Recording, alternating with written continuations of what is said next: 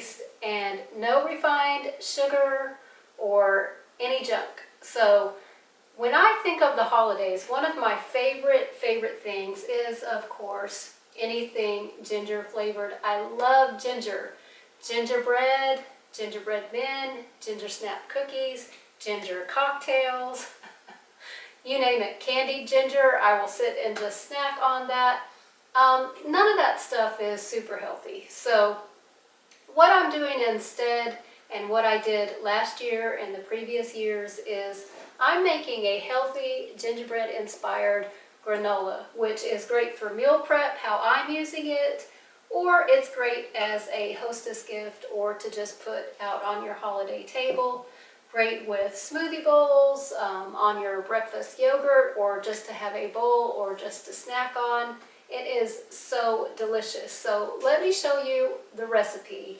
And of course, as always, I'll put the recipe down below in the description box, but I'm starting with 2½ cups of sprouted organic oats. When you're buying oats, it's kind of important that you get organic. A lot of things, you know, you can spend a little less money and get the non-organic version, but I highly recommend if you're eating oats that you get a sprouted organic one. I get these at Costco in bulk, really affordable. So I have my oats. I have 2½ cups of those. I have about 1/3 cup of pumpkin seeds, and whatever nuts you have on hand, whatever your favorites are. In this, because I want it to taste mostly of ginger and those holiday spices, I'm using some neutral flavored nuts. I have about 1 cup each chopped of cashews, walnuts, and almonds, and all of that is just going right in. Use whatever your favorite nuts are, though. Pecans would be really good in here. Pecans, however you want to say it. I am from the Midwest originally, and we said pecans. So a lot of people here in the South where I live now say pecans, but it just doesn't sound right to me. I don't know. For the spices, I have about 1.5 teaspoons of ginger. It may be a little bit more than that. I really want it to taste like ginger. I have about 1 teaspoon of cinnamon. I have 1/2 teaspoon of nutmeg, and I have 1/2 teaspoon of salt. And I'm just going to give this with the spices a quick mix before I throw my wet ingredients in there. And it already smells just like the holidays. And once that's nice and mixed, oh, it looks so beautiful already. Put you in a festive mood. I'm going to add my wet ingredients, and I have here about 1/3 cup of almond butter, and I added just a little bit of warm water to this to loosen it up and make it to where it would mix in really well. This is the only fat that's going in here besides all of the super healthy fats in our nuts. So this is a really healthy version of something a little bit sweet, a little bit of a treat. You have a lot of fiber, a lot of protein, and a lot of healthy fat, so you can't go wrong with this recipe. And kids go crazy for this too. My grandkids really love granola. So in with about 1/2 cup of maple syrup. You could use agave or date syrup if you like. And to give it that really traditional gingerbread flavor, I have about 1 tablespoon of molasses. You could use a little bit more if you really like that strong flavor. And I get mine online. I order mine online. Not all of the ones you find in the grocery store are technically vegan.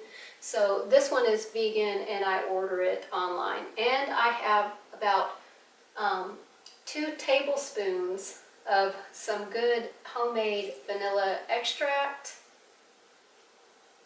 And I have a little bit of water here just in case I need it to get this to mix thoroughly. And it looks like I probably will need a little bit of water because you want it mixed to where it's going to hold together so that when you put it on the baking sheet, you can spread it into like a thick kind of bar mixture so that when it bakes and you break it up, you get nice big chunks of granola.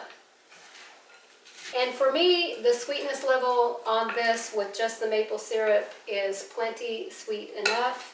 You could use a little bit more. In fact, you could probably even double the amount of maple syrup or agave nectar if you like, or you could use some monk fruit sweetener or coconut sugar. Both of those are good options for this recipe. But I'm keeping it really simple, really easy to make. This is mostly stuff everybody would have in their pantry. And like I said, it's quick, easy, and delicious. So I'm gonna let this just sit and soak up a little bit of that liquid for about 5 minutes or so before I spread it onto my parchment or silicone pad lined cookie sheet. And after I have it spread out nice and evenly to about 1/4 inch thick, I'm just going to pop it right into the preheated oven. I'm baking mine at 350 because I have other things baking today at that temperature. Okay, and this is about where I like it to be before I turn it. And you'll have to excuse the state of my oven here. It is quite a mess, I know. Quite a mess. Definitely needs cleaned, and I hope to get to that before my couple of days off are done here. So I'm just going to flip it. So I'm just taking it and flipping it over in big chunks, just like that, by the spatula full. So once the granola is out of the oven, and the molasses will give it a dark color, so don't be too concerned. It's not burnt. Well, 1 or 2 nuts here or there along the edge.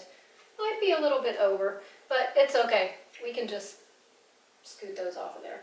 But while it's still warm, before we let it cool completely, I just want to hit it with a little bit of flaky salt. Oh, yeah. And you want to just let it cool completely before putting it into your storage containers. And Rock and I appreciate you guys watching so much. This has been a fun cooking project, something I make on a regular basis. I really hope you'll try it out and let me know what you think in the comments below. Thanks again, and if you haven't yet, why not subscribe to the channel? You watched the video, give me a subscribe and like, comment, and let me know what you think of the recipe.